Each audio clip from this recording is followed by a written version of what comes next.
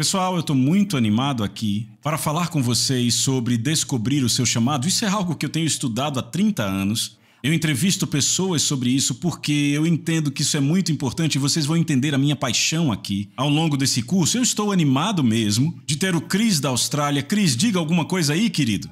É isso aí, gostei. E aí temos o Jonathan. Jonathan, você veio de Indiana, o que deixa minha esposa muito feliz. Ela cresceu em West Lafayette. E você cresceu em que cidade? Portage, Indiana. Na verdade, eu conheço sim essa cidade. Eu estou feliz que você veio e trouxe sua esposa. E a Brandy é de Holden Beach, da Carolina do Norte. Que coincidência, tivemos boas férias em família lá. Muito bom ter você aqui, Brandy. O nosso filho Arden está aqui, o nosso filho mais novo e mais alto. E você acabou de voltar da Austrália depois de um ano de escola bíblica. Casey, que bom ter você aqui, uma garota do Wisconsin. Você torce para o Green Bay Packers? Você tem que torcer, você é de lá, não é certo? Bem, ouçam, então eu quero começar com uma palavra de Paulo em 2 Timóteo capítulo 1, verso 9. Ele diz, Deus que nos salvou, e eu tenho o versículo aqui no monitor, Deus que nos salvou. Então, bem aí, ele começa com nos salvou e depois falaremos disso porque ele diz então ele vai trazer algo mais, e nos chamou com um santo chamado. Então, para começar, o seu chamado é santo. Agora me diz, isso não te anima? Santo significa puro, significa transcendente, é algo que está acima de qualquer coisa. Não há homem, mulher ou criança no planeta que te possa dar um chamado maior do que o chamado santo que o próprio Deus te deu. Agora note que ele diz, não segundo as nossas obras. Então, você não pode mudar o seu chamado, que Deus colocou em sua vida. Não importa o que você faça, quantas horas você ore, não importa o quanto você sirva, é segundo a graça dele, que é o favor imerecido dele sobre a sua vida, mas segundo o seu próprio propósito. Então, seu chamado tem um propósito, mas é o propósito dele por trás disso. E graça é uma palavra-chave aí, porque você não pode cumprir o seu chamado sem a graça de Deus, que nos foi dada em Cristo Jesus. Então, você tem um chamado, então vamos deixar isso bem claro. Cada um de vocês tem um chamado. Agora, dois tipos de chamado que a Bíblia aborda. O primeiro é um chamado geral. E o que eu quero dizer com chamado geral é o chamado que Deus colocou sobre todo e qualquer crente. Mas então, há o seu chamado específico. Certo, agora seu chamado específico. Podemos usar outra palavra para se referir a isso, que é único. É um chamado de vida vocacional, ok? Primeiro, antes de tudo, deixa eu deixar claro para você que existem chamados gerais nas Escrituras. Número 1, somos chamados para viver uma vida santa. Vemos 1 Tessalonicenses 4:7, Deus nos chamou para vivermos vidas santas, não vidas impuras. Então, um chamado geral na sua vida é viver santo. 2, conhecer Jesus intimamente. Paulo diz, eu prossigo para o alvo, para o prêmio da soberana vocação. É um dos chamados mais elevados de Deus em Cristo Jesus. Então temos mais um chamado geral, conhecê-lo intimamente. 3, perdoar. Agora lembre, estamos pegando amostras aqui. Não retribua mal por mal, isso é um comando. Não retalie quando as pessoas te insultarem. Ao invés disso, dê de volta a elas uma bênção. Isso foi o que Deus te chamou para fazer. Eu amo isso. E Ele te dará a sua bênção. Diz que Ele te abençoará por você abençoar os que te insultam. Maravilhoso, é um chamado na vida de todo cristão. E eu vou trazer só mais um. Viver em liberdade e servir uns aos outros. Gálatas 5:13. Somos chamados para viver em liberdade, irmãos e irmãs, mas não use sua liberdade para satisfazer sua natureza pecaminosa. Ao invés disso, use sua liberdade para servir um ao outro. Então, não estamos aqui para falar de chamados gerais. Este curso, a partir de agora, falaremos de chamados específicos, únicos, vocacionais. Então, para este curso aqui, vamos falar de algo específico, mas entenda, é um chamado para a vida, um chamado único, uma vocação e por aí vai. Então, aqui está a verdade, você está pronto? Vocês têm um chamado específico sobre suas vidas, certo? Vamos primeiro definir que chamado é este. O dicionário Merriam-Webster traz uma definição, e eu acho essa definição maravilhosa do que é chamado. Diz que é um forte impulso interior, no sentido de um curso de ação em particular, ou uma vocação, especialmente quando acompanhado pela convicção de uma influência divina. Isso é maravilhoso, não é? Agora, a respeito da minha vida, como é que um jovem que cresce numa cidade com 3.000 pessoas que é educado na Igreja Católica há 8 anos, que vai para uma escola católica há 7 anos, que se forma em engenharia mecânica, que vai trabalhar na IBM e depois na Rockwell, acaba pregando o evangelho em mais de 50 nações para milhões de pessoas. Como o chamado de Deus. E eu penso aqui num amigo meu, estou falando de um amigo meu. Este jovem cresceu na igreja, ele vai para a escola bíblica, ele deseja se tornar ministro, ele, na verdade, se matricula para mais um ano em outra escola bíblica. Como ele acaba nas Forças Armadas, em 20 anos, sendo um instrutor da tropa de elite da Marinha, e hoje a sua vida já impactou muitas milhares de pessoas. Como é que isso acontece? O chamado de Deus. E aí tem outro amigo meu, como que um homem que passou a vida inteira sendo zelador numa fábrica de papel, desconhecido do público, consegue impactar milhões de vidas? Como? O chamado de Deus. Como é que a minha esposa, eu vou falar da vida da minha esposa, como uma jovem garota criada numa pequena cidade em Indiana, que perde o olho com câncer aos 5 anos, que quando tem 5 anos dizem que ela só tem 6 meses de vida, que não consegue fazer um curso de oratória obrigatório no ensino médio, não consegue fazer um curso de digitação que também era obrigatório. Como é que essa jovem garota acaba falando a milhões de pessoas e sendo uma autora best-seller pelo New York Times? É o chamado de Deus. É disso que nós vamos falar hoje. Veja o que Paulo diz a respeito da própria vida em Gálatas 1,15. Ele diz: Deus me escolheu e me chamou pela sua maravilhosa graça. Eu amo isso, eu fico muito animado aqui. Paulo está se referindo ao seu chamado específico aqui. Não é um chamado geral, é o seu chamado para a vida. Então Deus o escolheu e o chamou pela sua maravilhosa graça. Então temos um entendimento errado que precisamos exterminar, sabe? Eu quero dizer destruir, se preciso jogar uma bomba atômica sobre esta coisa. O conceito errado que muita gente tem é que só ministros, pessoas que são chamadas ao ministério, só pessoas que são missionários ou líderes de louvor, só elas têm o chamado de Deus sobre suas vidas. Isso não poderia estar mais longe da verdade? Todo e qualquer ser humano tem o chamado de Deus sobre a sua vida. Então, cada um de vocês, cada pessoa que está assistindo esse curso, tem o chamado de Deus sobre a sua vida. Então, você está pronto para a verdade? É uma verdade poderosa? Prontos? Aí vai. Você foi criado de propósito para um propósito. Certo? Eu quero que você anote. Você foi criado de propósito para um propósito. De propósito. Jeremias 1, verso 5. Ouça então o que Deus diz. Veja, Deus está falando a cada um aqui. Ok? Sim, isso é para Jeremias, historicamente. Mas a Bíblia diz que não há interpretação particular das Escrituras. Então agora ouça Deus falando com você, Jonathan, com você, Arden, com você, Casey, com você, Chris, com você, Brandy. Estão prontos? Eu conheci você antes de te formar no útero da tua mãe. Então você não nasceu por acidente. Você nasceu de propósito. Mas a segunda afirmação é: você nasceu com um propósito. Como sabemos que você nasceu com um propósito? Porque Efésios capítulo 2, verso 10 diz o seguinte. Veja, os versos 8 e 9 diz que somos salvos pela graça, que não vem de nós mesmos, que é dom de Deus, nem de obras para que ninguém se glorie, mas ele continua dizendo, nesse mesmo trecho tão importante das Escrituras, por quê? O que significa que o pensamento não acabou aqui. Porque nós somos feitura dele. Tome isso como algo pessoal de novo. Criados em Cristo Jesus, veja isso, para as boas obras, que Deus preparou de antemão para que devamos andar nelas. Agora guarde essa palavra devamos, eu vou falar dela mais tarde. Mas eu quero que você note, nós somos criados em Cristo para boas obras. Agora, a palavra para aí, veja aqui, eu quero destacá-la por uma razão. É uma palavra muito interessante.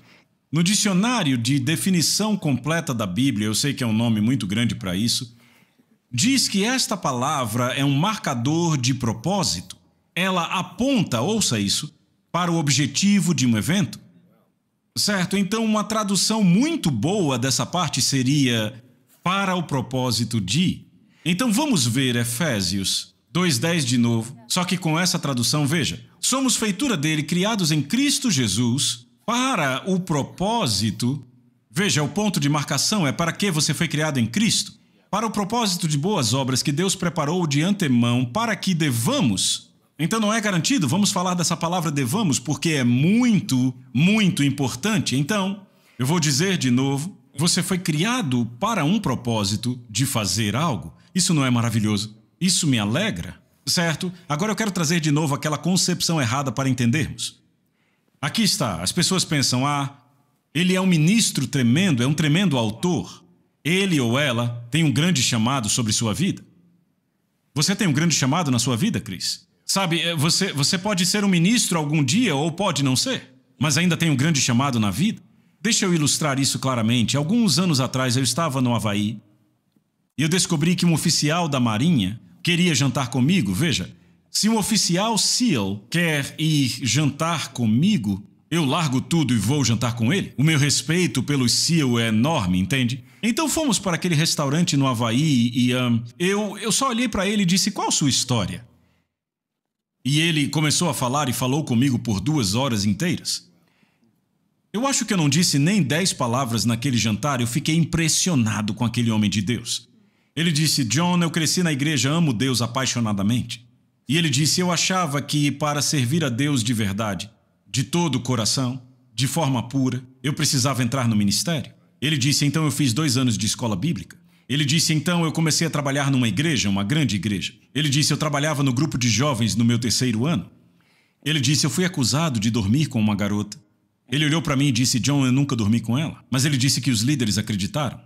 E ele disse, então eles me expulsaram. Basicamente perdi todas as credenciais. E quando você tem 21 anos e perde 3 anos da sua vida, é uma perda significativa. E ele disse, eu fiquei arrasado, o meu relacionamento com Deus, e eu lembro que ele olhava para baixo, para o prato, eu lembro que ele disse assim, eu mergulhei e comecei a buscar a Deus como nunca havia buscado ele na vida inteira. E ele disse, no meio dessa busca, Deus me disse assim, eu não te chamei para o ministério, te chamei para ser militar. Então ele disse, eu fui para a aeronáutica, tentei alguma coisa, não deu certo, fui para o exército. E ele disse, o último foi a marinha. E ele disse, eu estava nervoso porque com os 2 outros não tinha dado certo. E eu orando, ele disse, o recrutador da marinha começou a passar por um checklist. E ele disse, SEALs. Quando ele disse SEALs, a vida parecia que explodia dentro de mim. E ele disse, é isso que eu devo fazer? E o recrutador disse, não, você não quer se candidatar a ser um SEAL? Cada recrutador daqui tentou ser um SEAL, é uma tropa de elite e apenas 10% das pessoas que se alistaram para os SEALs conseguiu. Ele disse, não me importa, é o que eu devo fazer. O que o recrutador não sabia, e ele também não sabia, é que ele não sabia nadar. Pense, tropa de elite da marinha e você não sabe nadar. E outra coisa que o recrutador não sabia é que ele tinha canais auriculares bem estreitos. E quando ele era mais jovem, ele passou por muitas operações com tubos nos ouvidos. Ele disse, John, um pouco de água no meu ouvido, só algumas gotas já causavam uma dor excruciante. Ele disse, eu comecei a orar, Senhor, você me chamou para isso? Você tem que me ajudar a aprender a nadar. Ele disse, eu quase aprendi a nadar de tanto orar. E aí ele começou a mergulhar 5 metros, 10 metros, 15 metros, 20 metros. Ele disse, sem dor. Deus curou totalmente meus ouvidos. Então ele entrou para o programa de treinamento dos SEALs e 3 vezes ele veio para a semana de ativação e 3 vezes alguma catástrofe aconteceu. Da primeira vez ele estava passando, uma peça de madeira atravessou seu braço. Da segunda vez, ele estava em um barco em San Diego e uma grande onda chegou e o cara atrás dele bateu bem no ouvido dele e rompeu seu tímpano. Ele disse, eu tive que desistir, Deus me curou, eu voltei de novo. Na terceira vez, estavam correndo com um bote na cabeça e havia um grande buraco. E ele caiu no buraco e rasgou do joelho até o calcanhar. O médico, no exame físico, o médico reprovou. Ele disse, John, quando você é reprovado no exame físico, você nunca se torna um SEAL. E ele disse, eu olhei para o médico e disse, doutor, eu tenho que fazer isso? Eu tenho que fazer isso, não pode me reprovar. E o médico disse, jovem... Veja, era um oficial, o médico. Não tinha o que fazer. Ele disse, eu fui a um estudo bíblico naquela semana. E ele disse, o professor naquele estudo, eu nem sabia disso, era o comandante acima daquele médico. E o homem estava falando sobre ser guiado pelo Espírito. E esse homem, para ilustrar, disse, essa semana chegou um pedido para mim na minha mesa que foi recusado. E ele disse, no meu espírito eu senti que aquilo estava errado. E ele disse, então eu passei por cima do médico. E ele disse, John, era eu. Ele se tornou um SEAL da Marinha e ele começou a me contar sobre suas missões e deixa eu te dizer, ele começou a me contar coisas que faziam meu braço se arrepiar todo. Eu lembro que ele contou sobre como caíram numa emboscada. Começou o tiroteio, ele ouviu assobios passando na cabeça, mas os SEALs conseguiram pegar aqueles caras, nenhum deles foi morto. Ele disse 2 semanas depois, falando com a minha mãe, carregamos o celular na manga, ele tem que estar desligado e não pode ter nenhum contato salvo e nenhum número salvo no histórico para o caso de eles serem capturados. Ele disse, o meu celular ligou sozinho, estava desligado, e ligou para minha mãe e ela estava naquele momento num culto de oração e oraram pela nossa segurança enquanto ouviam as balas e os gritos e ele foi poupado. Ele me contou uma história após a outra, como estas nesse jantar, e eu percebi que eu estava diante de um homem chamado para ser SEAL. Agora fazem 19 anos que ele é um SEAL, ele agora é instrutor, ou seja, ele é a elite da elite. Eu me lembro, ao voltar para o quarto naquela noite, a primeira coisa que fiz foi ligar para Lisa, minha esposa, e eu disse, Lisa, eu estava tremendo. Eu disse, eu acabei de passar 2 horas com um homem de Deus. Eu já sentei com grandes ministros e não senti a presença de Deus como senti. Naquele oficial, ele se tornou um grande amigo meu, eu ligo para ele, e eu ligo bastante porque eu quero saber sobre ele, porque eu quero ser um oficial de elite para Deus. E você, Chris, e você, Jonathan, e você, Casey, e você, Arden, também quer, vocês estão entendendo, certo? Então isso nos leva a uma verdade que eu quero amplificar, certo? Quem você é, agora ouça isso, é muito importante. Quem você é o fundamento do que você foi criado para fazer. Certo? Então, o seu chamado, o fundamento do seu chamado é quem você é. Certo? Então, aqui está a verdade. A sua eficácia na sua vocação específica, ela depende de você saber quem você é. Então, eu quero falar um pouco disso. Você está em Cristo, eu quero que você pense bem nisso. Você está em Cristo, é membro do corpo dele. Você é um com ele. Uau! Você tem que saber para cumprir seu chamado efetivamente. Você é filho de Deus, é descendência dele, Atos 17, 28 diz isso. Nós nascemos de Deus e todo aquele que é nascido de Deus vence o mundo. E o que é vencer o mundo? O que é o mundo? É a corrupção que entra na vida das pessoas por causa do pecado e da luxúria. Somos livres da escravidão. Como Jesus é, assim somos nós neste mundo. Somos cabeça e não cauda, estamos acima e não abaixo. Isso soa como liderança para mim. Somos embaixadores de Cristo e tem muito mais. Mas o que eu quero entrar aqui é qual é a nossa identidade primária. Nós somos servos. Certo, eu quero enfatizar isso aqui. Porque deixa eu te dizer, se você descobre o seu chamado e você não percebe que você é um servo, o seu chamado vai te destruir, assim como o chamado de Saul o destruiu. Saul entrou nesse chamado de ser rei de Israel, mas porque não tinha um coração de servo como Davi, o seu chamado o destruiu. Então eu quero deixar isso bem claro. Você tem que saber quem você é em Cristo, mas também tem que saber que você é um servo. Quando eu era jovem, eu fiz uma oração, provavelmente a oração mais sábia que eu já fiz. E a minha oração foi, Deus, por favor, nunca permita que o meu chamado exceda o caráter que você desenvolveu em mim. Sabe, eu acabei demorando um pouco, mas sabe, eu me alegro muito por ter orado isso, eu não quero que o meu chamado me destrua. Então, eis aqui o problema. Sabe o que os psicólogos dizem? É que as pessoas, o ser humano médio, 85% do tempo, eles gastam pensando em si mesmos e 15% do tempo, eles gastam pensando nos outros. Mas ouça o que Paulo diz em Filipenses 2, não sejam egoístas, não tentem impressionar os outros, sejam humildes, pensando nos outros como melhores que vocês. Não busquem seus próprios interesses, mas os interesses dos outros também. E eu te digo, essa era a mente que estava em Cristo.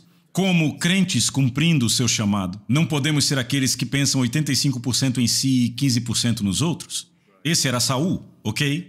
Saul destruiu a si mesmo por causa dessa mentalidade. Temos que ser servos, por isso Jesus, a última coisa que ele fez naquele cenáculo foi lavar os pés daqueles caras. Eu sou o seu Senhor e Rei, vocês dizem bem, mas aqui estou eu servindo. Foi por isso que eu vim, não para ser servido. Eu vim para buscar servir, certo? Muito bem, Albert Pine diz o seguinte, eu amo essa frase, o que fazemos por nós morre conosco. O que fazemos pelos outros é imortal. Neste curso, vocês estão prontos? Vamos equipar vocês para descobrirem o que foram chamados para fazer. Segundo, vamos te mostrar como chegar lá. E terceiro, vamos te mostrar como ser um sucesso no seu chamado. Então você está pronto para entrar na próxima lição? Certo, vejo vocês lá.